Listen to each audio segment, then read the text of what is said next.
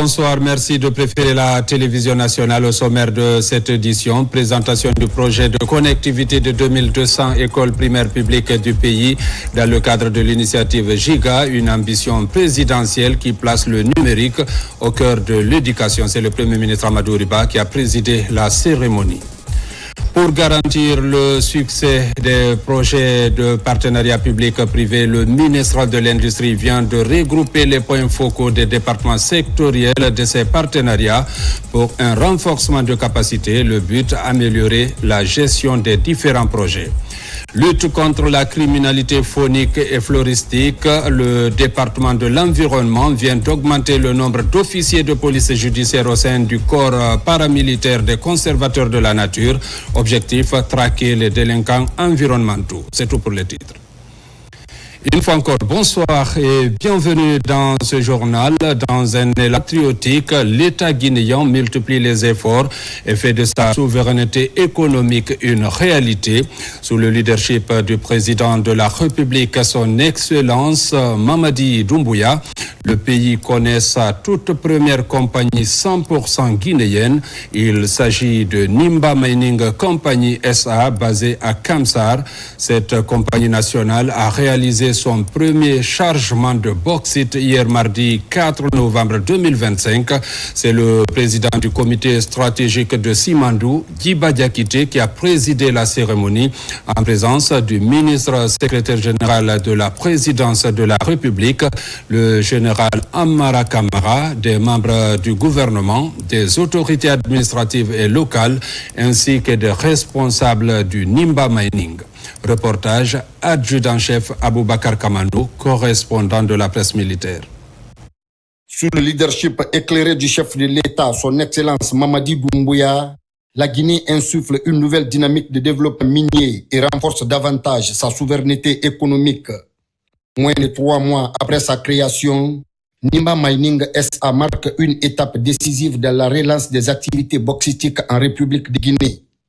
La compagnie guinéenne à capitaux guinéens a réalisé ce mardi 4 novembre 2025 son premier chargement de bauxite. La cérémonie de lancement officiel des activités de ce géant minier guinéen a eu lieu sur le site de la compagnie à Kamsar, sous la présidence du président du comité stratégique de Simandou, ministre directeur du cabinet de la présidence Djiba Diakité, en présence du ministre secrétaire général de la présidence de la République, le général Amara Kamara, des membres du gouvernement, des autorités administratives et locales, ainsi que des responsables et personnels de Nimba Mining SA. C'est avec une immense fierté que nous assistons aujourd'hui à un moment historique. Le chargement de la première cargaison de bauxite de Nimba Mining Company, ici à Kamsar, dans le Bagataï. Ce n'est pas un simple départ d'INERE. C'est aussi grâce à une intelligence collective, le symbole concret de la reprise en main de notre destin minier. Le fruit d'une volonté patriotique claire, incarnée par le chef de l'État. Faire de la Guinée une puissance souveraine, moderne et performante dans la gestion de ses ressources naturelles, pour le bien-être de ses populations. Ce succès de la première société minière détenue 100% par l'État guinéen marque l'entrée de notre nation dans une nouvelle ère de développement minier. Une ère où la Guinée prend en main. Nous rentrons dans une nouvelle ère. Une ère où la Guinée prend en main l'ensemble de la chaîne de valeur, de l'extraction à la transformation, jusqu'à la commercialisation de son minerai. Et ces ressources commercialisées sur les marchés internationaux.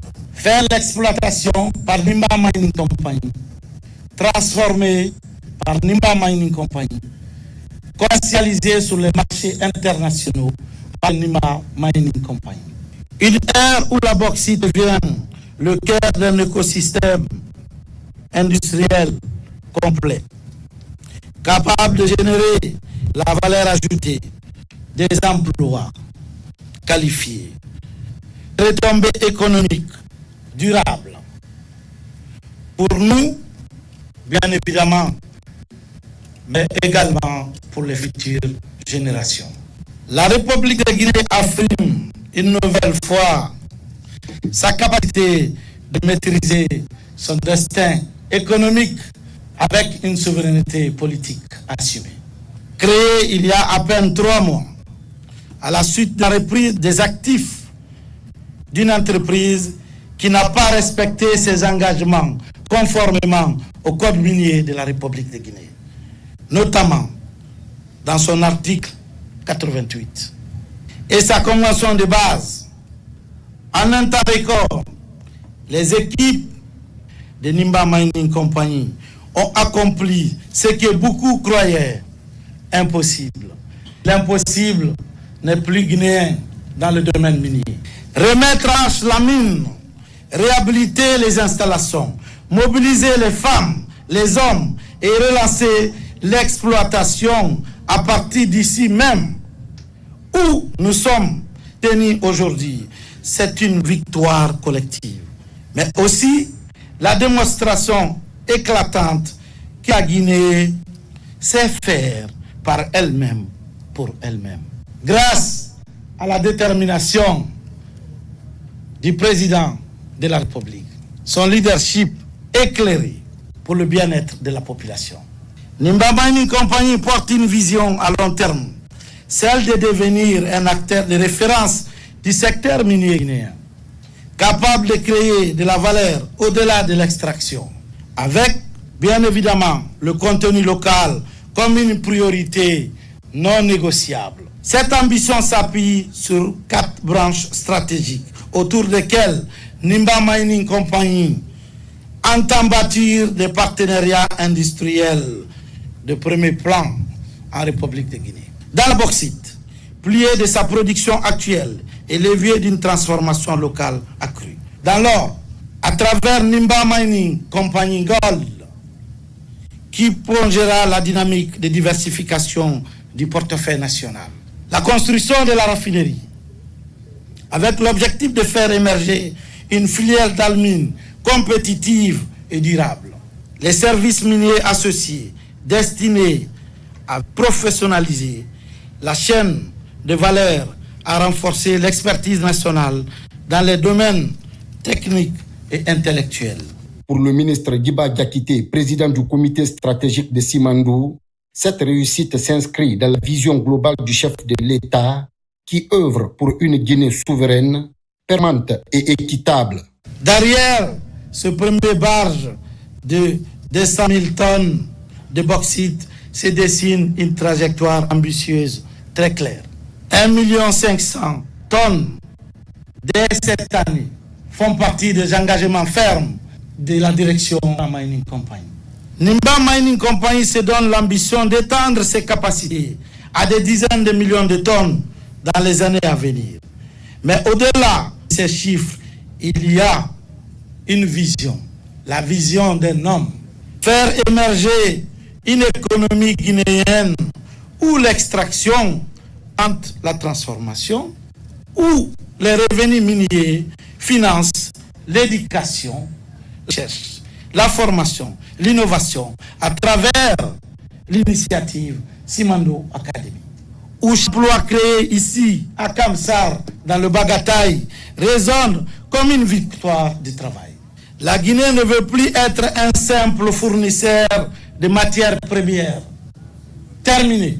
Elle veut devenir un acteur global, un centre d'excellence technique, logistique, de recherche et d'innovation, un pôle africain d'excellence de la transformation minière, une souveraineté économique appliquée, pas théorique. Si hier, c'était possible de faire reculer l'État guinéen, aujourd'hui, quand l'État décide, nous avançons. Nous voulons redire à force que le succès de Nimba Mining s'inscrit dans une dynamique plus large, celle du programme Simandou 40, qui trace la voie d'une transformation structurelle et durable de notre économie. Ce que nous voyons aujourd'hui à Kamsar, l'incarnation de cette vision. Sous la conduite éclairée de son Excellence, Monsieur le Président de la République, elle avance dans l'ordre, dans la discipline et la performance. Elle avance pour transformer ses richesses en puissance et sa puissance en prospérité partagée. Nous avons besoin de vous, les femmes de Guinée, les hommes de Guinée, pour mener ces combats patriotiques. Avec ce premier chargement de 100 000 tonnes de bauxite de haute qualité, dans le cadre d'un contrat de 20,5 millions de tonnes signé le 15 octobre 2025, la relance opérationnelle de Nimba Mining SA, première compagnie minière 100% nationale, est un succès qui marque l'entrée du pays dans une nouvelle ère de développement. Merci pour tout ce que vous avez fait pour que Nimba Mining Company démarre rapidement. Mais ces remerciements, évidemment, vont tout d'abord au chef de l'État, son Excellence, le Président de la République, M. Mamadi Doumbouya, qui a exprimé sa vision de créer Nimba Mining Company et qui a pris les décisions qui s'imposent pour concrétiser ce projet. Alors, la feuille de route qui m'avait donnée par le gouvernement était très claire. Création de la société Nimba Mining le 5 août 2025. Le directeur général devait être sur le site le 1er septembre. La reprise des chargements devait être faite 60 jours. 60 jours maximum pour redémarrer les opérations. Pas un jour de plus. Et le défi, nous l'avons relevé. Et nous l'avons relevé tous ensemble. Et je me tourne vers les employés de Nimba Mining. Cette première étape est accomplie. Les premiers essais de chargement ont été réalisés le 30 octobre. Et nous procédons aujourd'hui au lancement du chargement du premier lot commercial de bauxite Nimba Mining Company. Il faut féliciter le personnel de Nimba Mining Company qui a réalisé cette performance. Et je parle bien d'une équipe composée à 99% d'opérateurs guinéens, de techniciens, d'ingénieurs guinéens et de cadres guinéens. Fondée sur la souveraineté économique, la performance et la transparence, cette action incarne la volonté du chef d'État de rationaliser et de professionnaliser la gestion des ressources naturelles tout en assurant leur pleine valorisation sur le sol guinéen. L'action de NMC s'inscrit au cœur de la vision industrielle du chef de l'État. Transformer en Guinée les richesses extraites de la Guinée, conformément au programme Simandou 2040, notre pays, qui dispose d'une part déterminante des réserves mondiales de bauxite, soit les 2 tiers, doit désormais maîtriser la chaîne de valeur, tout en valorisant les minéraux associés ainsi que le gallium ou d'autres ressources qui sont aujourd'hui des minerais très prisés et qui sont des minerais stratégiques. C'est l'ambition que porte NMC, faire de la bauxite guinéenne un moteur de souveraineté, d'industrialisation et d'emploi qualifié. Cette ambition repose sur des fondamentaux clairs. Gouvernance rigoureuse des titres miniers à travers l'assainissement du cadastre minier, la digitalisation des procédures et pour une plus grande transparence pour chaque étape du processus d'octroi des titres miniers. Priorité à la transformation locale des produits miniers pour que la valeur ajoutée reste en Guinée et irrigue nos territoires et nos vaisseaux sanguins. Renforcement du contenu local avec des emplois qualifiés, de la sous-traitance, la formation et la montée en compétences des jeunes Guinéennes et Guinéens. Transparence et redevabilité. En pleine conformité avec les normes internationales de l'initiative pour la transparence dans les industries extractives. Exigence en termes ISJ, les normes environnementales, sociales et de gouvernance. Pour une protection de l'environnement, la sécurité du travail et des travailleurs, le respect des communautés riveraines des zones d'exploitation minière pour une gestion responsable de nos ressources naturelles. Cette société s'inscrit en droite ligne de notre éditorial d'indépendance que nous appelons aujourd'hui la souveraineté économique. S'inspirer du passé pour construire l'avenir. Et cette souveraineté économique veut dire la Guinée doit être même de gérer toutes ces ressources minières pour le bénéfice de l'ensemble des Guinéens, pour que les revenus miniers profitent ensemble des Guinéens. C'est dans ce cadre que les normes de projets miniers qui naissent depuis l'avènement du CNRD au pouvoir donnent en priorité l'avantage et le bénéfice pour les Guinéens. Ce premier chargement est le fruit d'un engagement collectif et exceptionnel qui a permis les effectifs des exportations depuis les installations portuaires de Kamsar, symbolisant ainsi la montée en puissance d'un opérateur national. Le redémarrage en un temps record des opérations de Nimba Mining SA s'inscrit en droite ligne avec la vision du président de la République Mamadi Doumbouya de faire du secteur minier guinéen une référence. Personne ne pouvait imaginer, dans un passé récent, même loin, que la Guinée pouvait créer, avec des capitaux 100% guinéens, une compagnie qui transforme et qui ces matières premières. C'est ce que le président Doumbouya vient d'accomplir. NMC, ce n'est pas seulement une compagnie de bauxite, mais transformation de notre souveraineté en actes concrets. Aujourd'hui, les Guinéens doivent dire que la souveraineté dont ils ont toujours rêvé vient d'être transformée en une réalité. Nous voulons faire des projets que nous appelons des quick wins.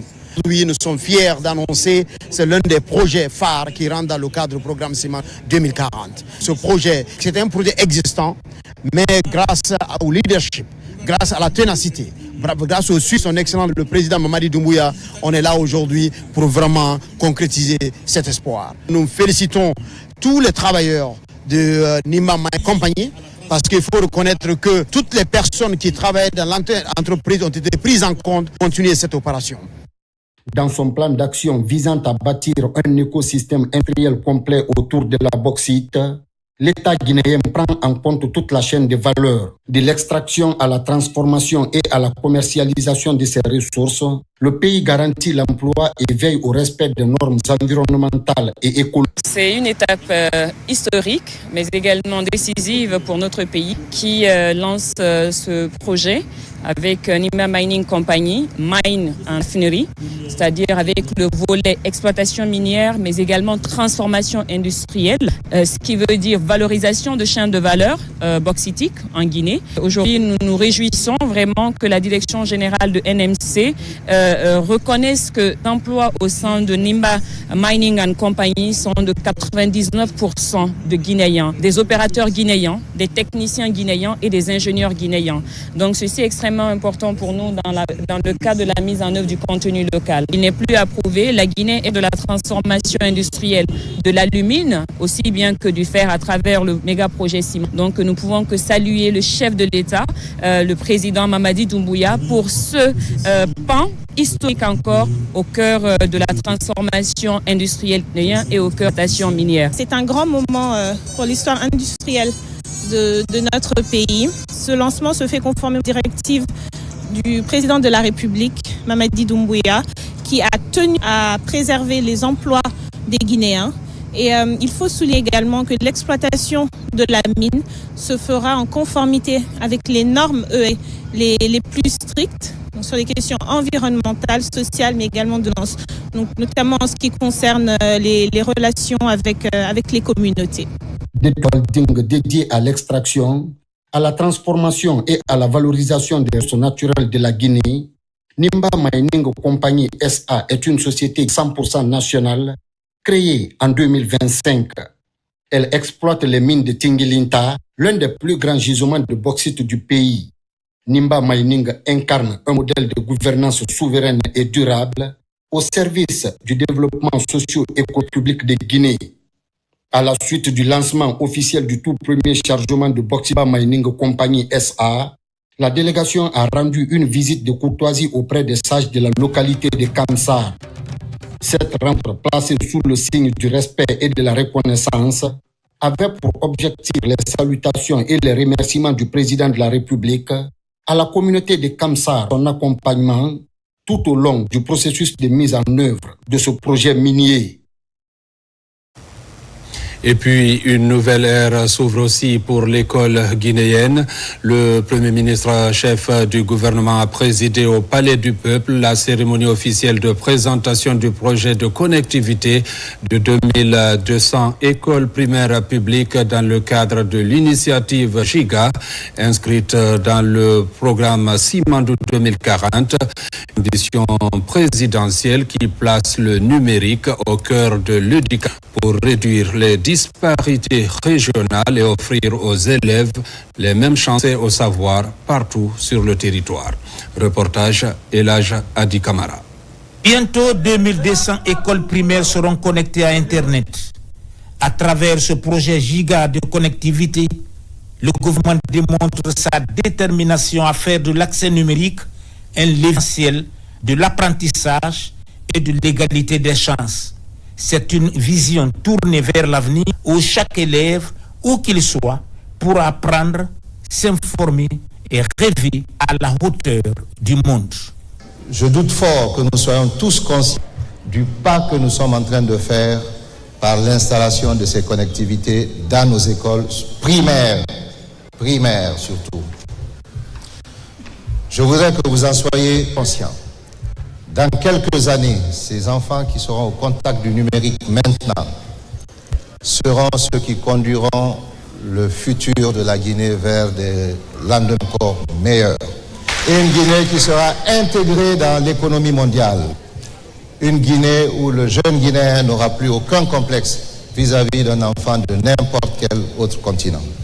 Depuis son accession à la magistrature suprême de l'État, le président de la République a toujours affirmé avec force sa volonté d'ériger le système éducatif guinéen en socle de développement national, en plaçant déjà au cœur de la transformation numérique et administrative. Depuis la première phase pilote, notre département s'est engagé avec conviction, a été parmi les catalyseurs de la mise en œuvre technique du projet, en mobilisant les structures spécialisées dont l'Agence nationale de digitalisation de l'État, l'ANDE, la Direction nationale des technologies de l'information, l'économie numérique, la DNTN. Grâce à l'ITIS, les 23 premières écoles pilotes ont été connectées aux régions du pays, démontrant la faisabilité d'une connectivité nationale. Dans un contexte mondial où le savoir se divise, notre pays fait le choix stratégique d'investir dans l'infrastructure éducative afin de préparer la jeunesse aux et opportunités du XXIe siècle. Que grâce à ces projets, les enseignants et enseignantes des 13 premières écoles primaires par l'UNICEF peuvent désormais bénéficier d'un accès à Internet. Il leur permettra d'enrichir leurs pratiques pédagogiques et d'améliorer l'apprentissage des élèves. Ce projet modeste a marqué le début de l'introduction progressive d'innovations technologiques dans le système éducatif guinéen. Ça crée aussi l'égalité entre les parents riches et les parents pauvres. Et cela nous réjouit plusieurs fois. Le gouvernement tient à réduire le numérique entre les zones urbaines et rurales, tout en posant les d'un système éducatif équitable, moderne et ouvert. C'est un grand honneur pour nous de participer à connecter nos écoles primaires. Imaginez ce que cela veut dire pour les enfants. Tout à l'heure, un des orateurs a dit, imaginez dans 10 ans, ce seront les enfants qui ont commencé l'éducation primaire avec le numérique. C'est un potentiel extrêmement important d'intelligence et de talent qui vont émerger. C'est un monde qui va se transformer. Pour ceux qui ont l'idée de transformer notre économie, notre système de gouvernance, c'est un grand jour. C'est le symbole d'une équité. C'est le symbole du partage de ce qui est le fondement de l'être humain, c'est-à-dire l'intelligence. C'est un pas concret vers une Guinée où le savoir circule librement pour tous et partout. Dans une ambiance de fierté et d'unité, une troupe de percussion traditionnelle a pris possession de la salle, mêlant rythme envoûtant et chorégraphique symbolique. Entre battements de tam-tam et ovations, la salle vibrait au rythme de la Guinée qui avance, qui éduque, qui connecte, mais surtout qui se souvient de ses racines tout en marchant résolument vers l'avenir. Accès toujours au numérique avec la formation de 100 jeunes femmes évoluant dans l'entrepreneuriat digital. Ces participantes venues de Mamon, Labé et Conakry sont formées dans le but de développer des projets innovants et compétitifs. Une initiative en marge du Transform Africa Summit. Reportage Marie-Angélique Bangoura. Un hackathon 100% féminin organisé par l'Agence nationale du service universel des télécommunications et du numérique. Dans cette session intensive, les participantes sont outillées pour pitcher leurs projets devant un jury et surtout maîtriser les outils numériques essentiels pour transformer leurs idées en solutions innovantes à fort impact. Nous restons vraiment en train de travailler sur les solutions, sur les idées pour enfin présenter des projets qui peuvent être viables, concrets et déployés sur le marché guinéen. À l'issue de la formation, 20 présélectionnées. Elles entreront en compétition pour décrocher le Grand Prix. Ces échanges, ateliers et sessions de coaching leur donnent les clés pour saisir de nouvelles opportunités du digital, un véritable levier d'autonomisation et de réussite. Nous avons eu de hackathon et aujourd'hui nous avons eu à passer notre pitch de projet parce que durant ces 2 jours, nous avons eu à confectionner un projet. Le mien, ça porte sur talent de Guinée, comment valoriser, comment octroyer de la visibilité à nos jeunes talents dans le pays. Notre application permet d'apprendre les langues locales, Soussou, Malinké, Pulaar ou Kissi, à travers une intelligence artificielle, mais aussi nous proposons une vitrine numérique où nous exposons nos acteurs culturels pour qu'ils puissent vendre leur savoir-faire, pour qu'ils puissent être reconnus. Mais également, nous avons Jellybot, une intelligence artificielle qui va raconter des histoires, des contes, soit en audio ou en texte. Cette initiative intervient à quelques semaines du Transform Africa Summit, rendez-vous continental majeur de la tech. Les projets seront examinés par un jury et 5 lauréates seront primées et accompagnées pour faire rayonner leur talent. Dans l'actualité encore, cette cérémonie solennelle au ministère des Affaires étrangères, l'ambassadeur d'Égypte a remis les copies figurées au chef de la diplomatie guinéenne. Une cérémonie empreinte de diplomatie forte qui témoigne de l'excellence des liens de coopération entre la Guinée et l'Égypte. Compte rendu, Alpha Isiagaba, Moussa Bangoura. C'est la remise officielle des copies figurées de l'ambassadeur d'Égypte au chef de la diplomatie guinéenne. En entretien, les liens de coopération entre la Guinée et l'Égypte ont été évoqués. Je suis absolument heureux d'être ici et je viens de rencontrer avec son Excellence le ministre des Affaires étrangères de la République de Guinée. C'était absolument fantastique. C'était très bien à rencontrer son Excellence. C'était très longue histoire entre notre 2 pays. C'était beaucoup de choses à faire, à développer entre les 2 pays en termes de peut-être les relations diplomatiques, politiques, économiques et tout ça. Et on va faire beaucoup avec nous. Et vive l'Égypte et vive la Guinée. La remise de ces copies figurées témoigne de l'excellence des relations bilatérales entre Conakry et le Caire. La coopération entre la Guinée et l'Algérie se renforce également à travers une nouvelle dynamique économique. Une mission composée de cadres et de techniciens algériens du secteur du bâtiment et des travaux publics était récemment à Conakry pour explorer les possibilités de partenariat dans la formation et la construction de chemins de fer, une initiative soutenue par l'ambassadeur d'Algérie qui entend relancer les relations bilatérales entre nos deux pays. Le compte-rendu avec Makemekele Tidonzo.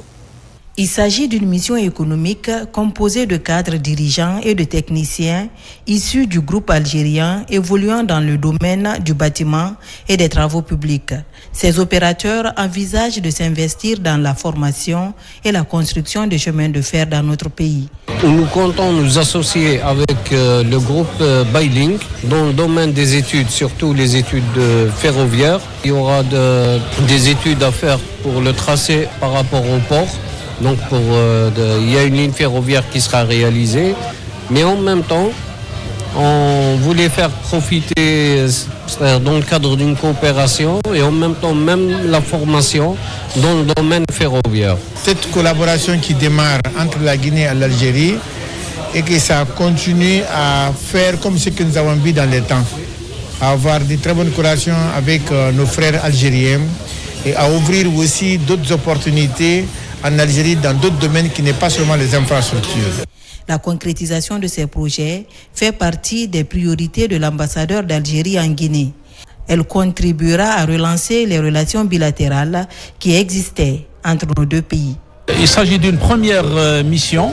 Le potentiel est énorme. On vise justement, dans un proche avenir, redynamiser et à donner un nouvel élan à nos relations excellentes, notamment sur le plan économique et commercial. Les hautes autorités algériennes souhaitent aussi accompagner la République sœur de Guinée dans son programme Simondo 2040.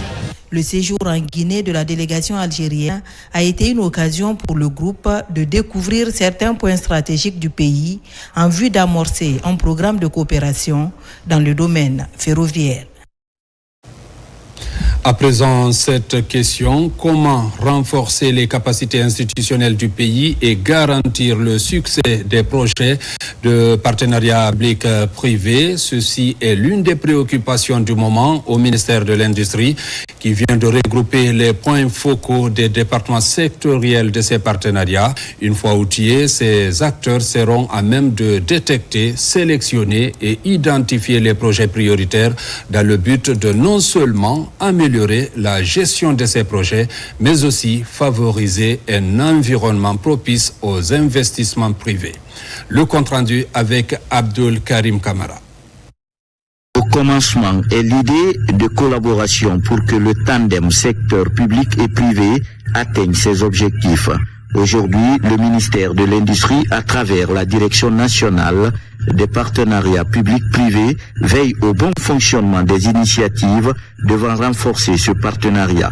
Pour cela, il est nécessaire de consolider la compréhension et les compétences des points focaux en matière de gestion et de sélection des projets de partenariat public-privé. Le renforcement des capacités des points focaux constitue une étape essentielle pour assurer la maturité, la transparence et la soutenabilité des projets de partenariat public-privé au service du développement économique et social de la République de Guinée. Ces points focaux sont issus de 16 ministères sectoriels et sont outillés à mieux identifier et qualifier les projets de partenariat public-privé afin que ceux-ci puissent faire l'objet d'une étude de faisabilité. Un point focal, il faudrait qu'au sortir de cet atelier puisse se dire j'ai cette opportunité aujourd'hui. Je pense que le mieux pour mon pays, le mieux pour le ministère, c'est de le passer en partenariat public-privé parce que c'est un projet, c'est en tout cas un besoin d'investissement qui est là, que le secteur privé peut porter.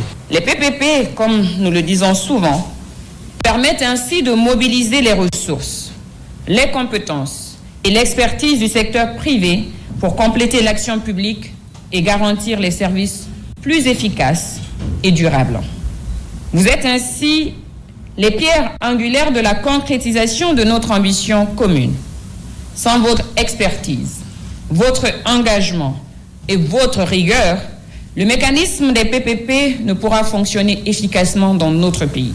In fine, la rencontre devrait permettre l'adoption d'une feuille de route commune pour la préparation et le suivi des projets, sans oublier le processus d'élaboration d'un catalogue de projets de partenariat public-privé. Allons sur l'axe Bambeto-Kipé où un vaste programme d'élargissement de la chaussée est en cours depuis quelques jours. Des actions qui entrent dans le cadre de la maintenance régulière du réseau routier. En visite sur le chantier, le ministre des Infrastructures et le directeur général de l'Agence de gestion des routes, AGEROUTE, ont insisté sur le respect du délai d'exécution et la qualité des travaux en cours pour une durée de 10 jours. Reportage Mamadi Ternakamisoko. La transversale numéro 2 retient particulièrement l'attention des autorités. Depuis plusieurs jours, d'importants travaux d'élargissement de la chaussée sont en cours sur le tronçon Bambeto centre-émetteur Radisson Blu.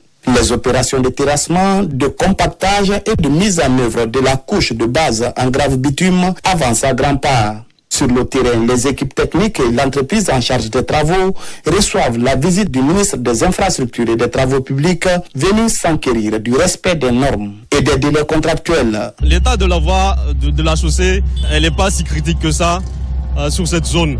On a eu à faire des investigations géotechniques qui ont prouvé. Là maintenant, il est crucial de traiter les dégradations, notamment au niveau des trottoirs. Là, on a apporté la solution de reconstituer la couche de base constituée de graves bitume sur les deux côtés. Nous sommes sortis regarder un peu les travaux de la T2. Vous savez, dans les prochains jours, nous allons recevoir une forte délégation venant partout du monde. Plusieurs chefs d'État seront à Conakry pour le forum du TAS. Donc nous essayons d'embellir notre capitale pour que vraiment les autres qu'on va accueillir soient vraiment satisfaits de l'état de nos chaussées. Dans la même dynamique, le directeur général de l'Agence de gestion des routes, AGEROUTE, et ses techniciens ont effectué une tournée sur plusieurs chantiers en activité dans la zone de Koloma. Il est question de superviser la réalisation d'une ceinture routière stratégique au niveau du centre directionnel de Koloma, destiné à rallier l'autoroute Le Prince. On est sur la construction d'une route de 2 km 500 dans la zone de Koloma. La construction de cette route concerne d'abord la construction des caniveaux, le bitumage de la route sur une longueur de 2 km 500. Nous attelons vraiment une importance cruciale sur les travaux qui sont en train d'être réalisés et nous avons confiance dans l'entreprise quant au fait des délais, de la qualité, mais aussi dans le strict respect du coût qui a été défini dans le cahier des charges. Ces chantiers s'inscrivent dans le cadre du vaste programme d'entretien d'urgence des voiries de la capitale.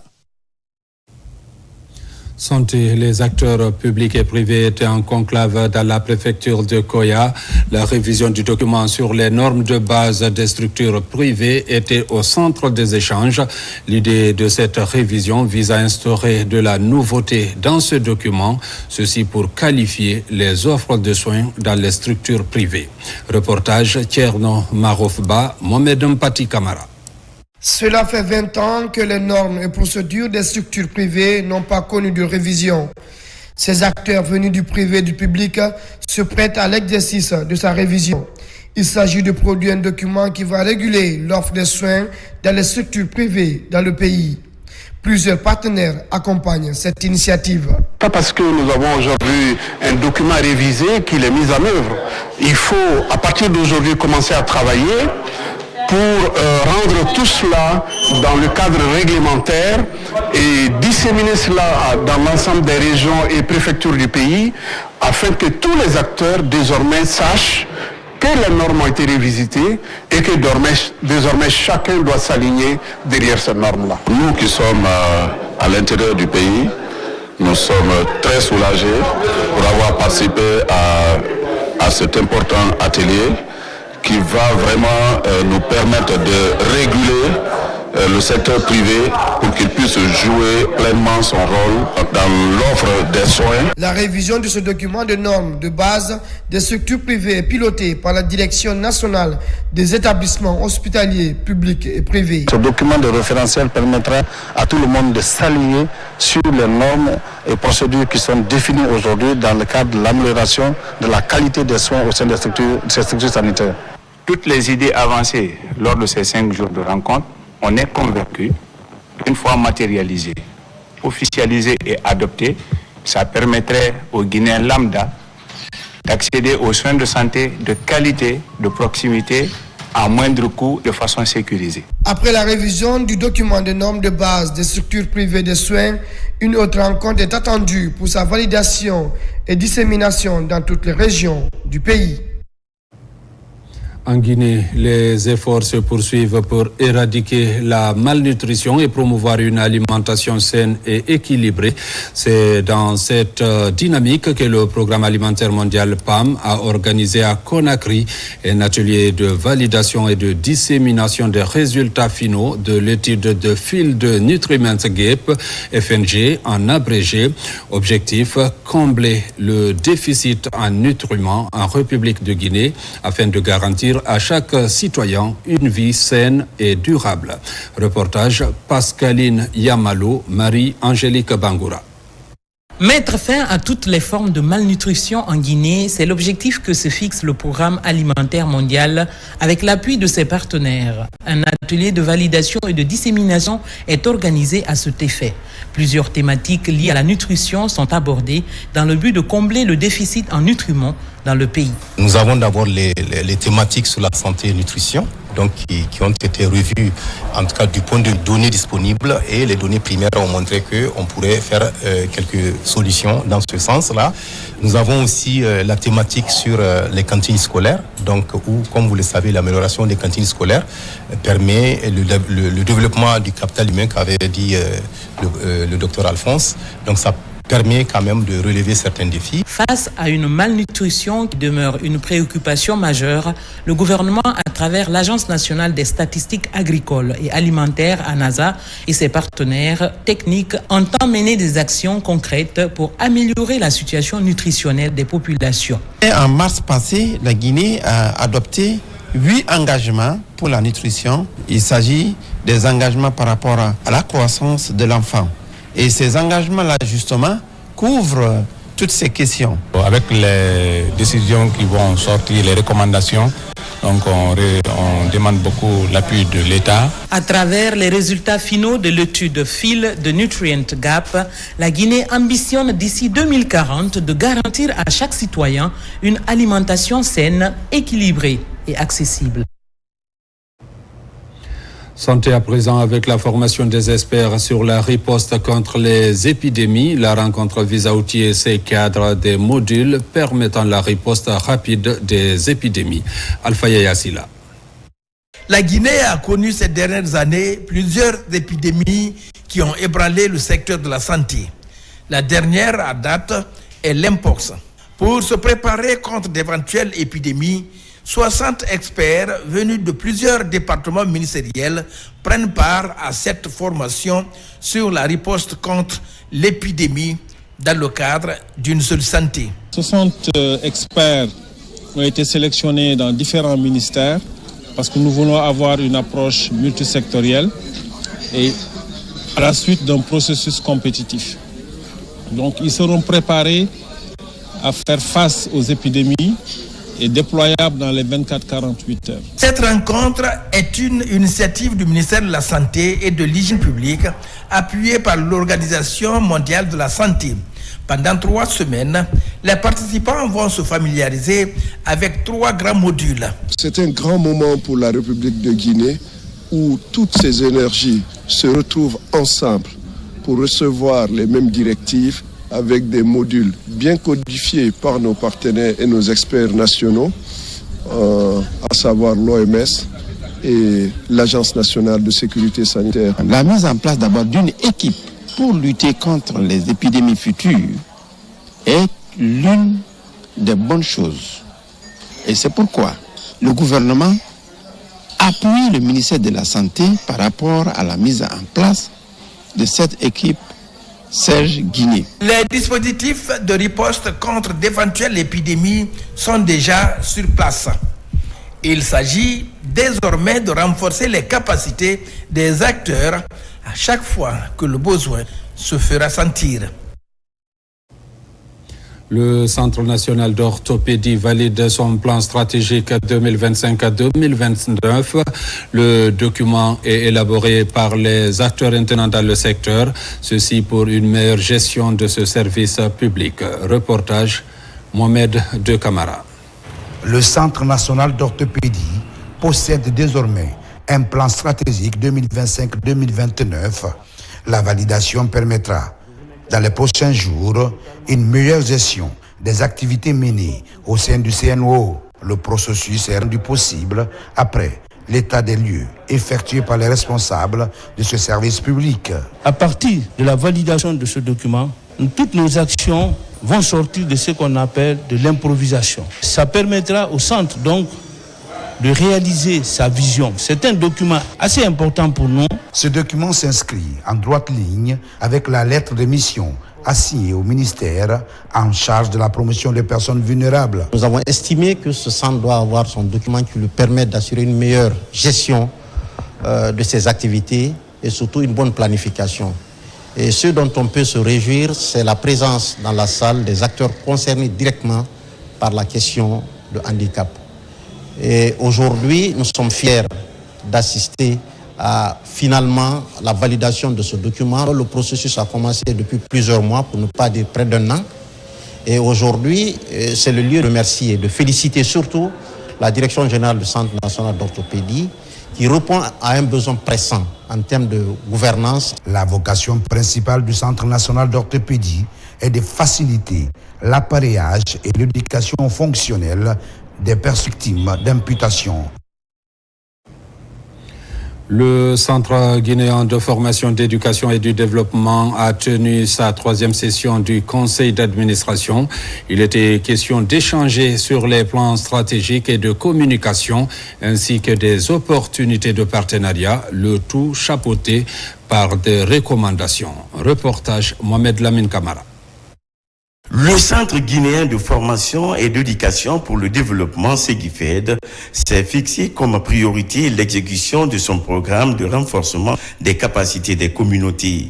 Depuis la mise en œuvre de ce programme, plusieurs activités sont à ce jour menées sur le terrain, allant dans le sens de l'amélioration des conditions de vie des communautés bénéficiaires. À cette troisième session du conseil d'administration, les participants discutent du plan stratégique, des résultats obtenus pendant l'exécution du programme, ainsi que le renforcement du plan de communication et du partenariat. Nous sommes au stade donc, de l'évaluation des recommandations de la précédente session. Et là, il faut se réjouir, suite à la présentation faite par le coordinateur donc, de SEGIFED, nous sommes à un taux de réalisation de 88%. Donc sur 16 recommandations, effectivement, 14 ont été réalisées. Depuis son affiliation avec l'ONG Tostan, SEGIFED intervient dans au moins 160 communautés dans les régions de Kankan et de Farana. En 2025, la structure s'est engagée dans une dynamique d'élargir son champ d'action aux communes de Conakry. Nos attentes seront que vraiment qu'on puisse aller de l'avant, et même si on ne fait pas les 100%. Donc, de réalisation des activités planifiées, mais que nous approchons, nous frôlons quand même les 10 à 95%. Mais nous pensons que nous serons à un niveau très, très appréciable. Cette troisième session du conseil d'administration a été une opportunité pour ses participants d'échanger via visioconférence avec certains membres qui se trouvent à l'intérieur et à l'extérieur du pays. À travers ces échanges, de nouvelles approches de partenariat pour l'accompagnement des communautés ont été également envisagées. À présent, les échos du groupe de concertation sectorielle pour redynamiser les actions contre l'insécurité alimentaire et un élan de mutualisation des efforts pour permettre aux producteurs de profiter pleinement des appuis des partenaires techniques et financiers. Reportage Aboubakar Diaby, Fodé Camara. Pour mieux harmoniser les pratiques et procédures, les cadres du ministère de l'Agriculture et les partenaires techniques et financiers se penchent sur le portefeuille de développement agricole, des ambitions et orientations stratégiques axées sur l'obligation de résultat. Cette réunion a pour objectif de vraiment redynamiser le dialogue entre les partenaires techniques et financiers, les cadres du ministère et aussi les unités de coordination de projet, afin que nous puissions identifier ensemble les goulets d'étranglement qui retardent les projets du ministère, mais aussi qu'on puisse travailler à des solutions idoines pour accélérer la cadence des projets, pour améliorer les impacts aussi et travailler ensemble sur comment mobiliser encore plus d'appui dans le cadre du programme Simandou 2040 qui place l'agriculture centralement et qui a besoin d'encore plus d'assistance et d'appui pour qu'on puisse développer le secteur. Cette concertation sectorielle a permis de redéfinir un nouvel attelage de mise en œuvre de la politique de développement agricole. Une politique qui compte mutualiser les interventions des partenaires de la Banque mondiale à l'Agence française de développement, en passant par Enabel, la JICA, le FIDA et la FAO. Il est important d'améliorer la coordination. C'est le message clé que Madame la ministre a passé. Il est important qu'en tant que partenaire technique et financier de la Guinée, nous puissions travailler d'abord ensemble et que nous puissions conjointement accompagner le gouvernement de la Guinée, les services techniques qui mettent en œuvre les projets, afin d'améliorer leurs capacités, mais aussi de nous permettre de mieux améliorer la qualité des investissements qui sont faits, des réalisations qui sont faites dans le secteur agricole. Cette réunion du groupe de concertation sectorielle vise également à matérialiser les projets en perspective et à redynamiser les activités de construction ou de réhabilitation des infrastructures agricoles comme les pistes rurales, les aménagements hydro-agricoles et autres dispositions pour réduire les pertes post-récolte. Tenue aussi de l'Assemblée consulaire de la Chambre régionale d'agriculture de Farana. Il s'agit d'une concertation consulaire qui se tient à la fin du premier trimestre et du dernier trimestre de chaque année. Elle favorise la participation active des acteurs du monde rural dans la mise en œuvre des politiques et programmes agricoles. N'est-ce pas, Ibrahima Oulin Fofana? Au siège régional de la Chambre d'agriculture de Farana se tient la première session de l'Assemblée consulaire. À cette rencontre, il est question de revoir et adopter les règlements intérieurs, de faire le point sur les recommandations précédentes, mais aussi présenter et valider les propositions de projets et de budget annuel de cette Chambre régionale d'agriculture de Farana. À l'instar de cette activité, on pourra trouver vraiment des idées cohérentes par les 4 préfectures qui sont les membres statutaires pour ressortir avant-projet du budget de fonctionnement, exprimer leurs besoins dans le cadre de fonctionnement. Une des priorités des autorités, c'est bien la consolidation des acquis du secteur agricole. Durant ce cadre de partage, les participants venus des 4 préfectures de la région vont s'investir pleinement pour le succès de ces travaux afin de galvaniser davantage le secteur. Les objectifs ici sont clairs, c'est l'autosuffisance alimentaire, de booster le dernier paysan qui est là-bas, de reconnaître ce que c'est une structure consulaire qui n'est que la Chambre nationale d'agriculture de l'élevage et dans son ensemble régional, Farana. Au sortir de cette session de la Chambre régionale de l'agriculture, des propositions concrètes seront faites dans le cadre de l'amélioration des conditions de travail du monde agricole à l'État et au gouvernement, afin que des dispositions idoines soient prises. Car vous n'êtes pas sans savoir que l'agriculture figure en pleine place de vastes programmes Simandou 2040. À Farana, la Chambre régionale d'agriculture pose des diagnostics et prend de nouvelles initiatives en faveur du renforcement de la sécurité alimentaire. Les amendements sont faits et le budget de 2026 est voté pour un meilleur résultat dans les mois qui suivent. Parlons aussi de la lutte contre la criminalité faunique et floristique. Notre pays renforce son dispositif dans ce domaine pour accroître et améliorer la poursuite judiciaire des délinquants environnementaux. Le département de l'environnement vient d'augmenter le nombre d'officiers de police judiciaire au sein du corps paramilitaire des conservateurs de la nature. Reportage Mamadou Alpha Baldi. Dans la dynamique du renforcement de la lutte contre la criminalité phonique et floristique sur toute l'étendue du territoire national, le ministère de l'Environnement et celui de la Justice renforcent les moyens juridiques du pays. À Conakry, plusieurs conservateurs de la nature ont désormais le statut d'officier de police judiciaire. Nous avons des dossiers un peu partout dans le pays. Nous avons des saisies, parfois nous avons même des hommes arrêtés qui sont tous à la disposition de la justice ainsi que les scellés. Cependant, ce qui peut nous permettre de continuer à exercer cette fonction, c'est l'habilitation. Ces agents, ces officiers et agents-là, les procès-verbaux qui dressent l'île au juge. Donc, lorsque nous sommes face à une situation infractionnelle et que le parquet est dans la difficulté de justifier effectivement les preuves, des éléments probants réels, pour convaincre le tribunal, ça va être très difficile d'entrer en condamnation. Et nous avons vu maintenant que pour le respect de la procédure, il faut commencer à la base. D'abord, commencer par habiliter ces personnes qui ont des connaissances techniques notoires. À travers ces prestations de serment, ces agents s'engagent ainsi à agir conformément à la loi dans toute sa rigueur. Avec l'habilitation, nous avons beaucoup d'infractions que les conservateurs OPJ doivent rechercher, faire les enquêtes sur ça, qui parlent de la faune, qui parlent de la forêt et même de la mer, coupe du bois et abattage des animaux dans nos forêts, et dresser les PV et adresser au procureur de la République. Avec un arsenal juridique renforcé, le ministère de l'Environnement compte réduire de façon considérable des pratiques comme le braconnage ou encore la coupe illicite du bois. La Biennale de Guinée, Biéguip 2025, c'est du 7 au 15 novembre à Conakry, un événement qui va célébrer notre patrimoine culturel dans toute sa diversité. Le comité d'organisation a animé une conférence de presse pour annoncer les grandes lignes. Plus de détails avec Ousmane Ba, Mamadou Dioumaba. La célébration de la culture guinéenne dans toute sa diversité. De la musique à la danse, en passant par littérature et des visites touristiques, c'est la quintessence de la Biennale de Guinée Biéguip 2025. Quelques jours avant l'événement, le comité d'organisation déroule les grandes lignes de ce grand rendez-vous qui promet de devenir un véritable branding national.